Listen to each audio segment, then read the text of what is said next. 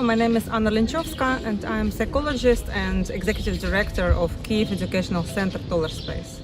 We are conducting support groups on mental health for teachers who fled from their houses, from their schools, and some of them stayed in occupied Energodar and in Melitopol and Kherson region. So we conduct a weekly psychological support group for them.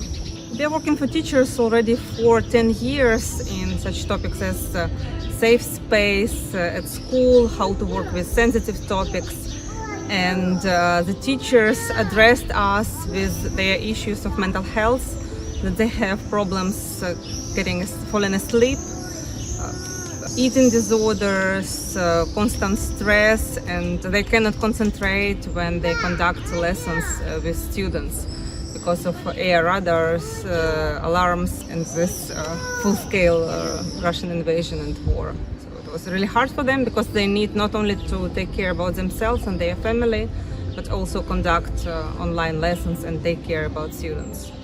So they have addressed us, do you know what we can do, how we can save ourselves and save our minds. And that's why we decided to conduct such support groups.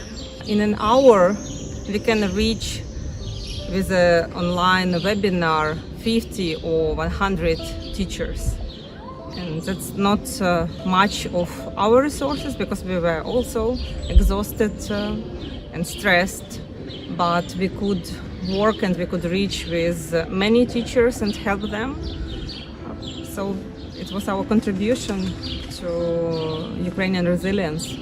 It's great that Ukrainians who are now living abroad are supporting Ukrainians who stay in the country, and we appreciate it very much. It is a sign that you care, and we are more resilient together, and we can together fight with the enemy and keep sane, and the teachers can keep teaching, and the students will have at least some parts of their childhood, at least at this contact with teachers.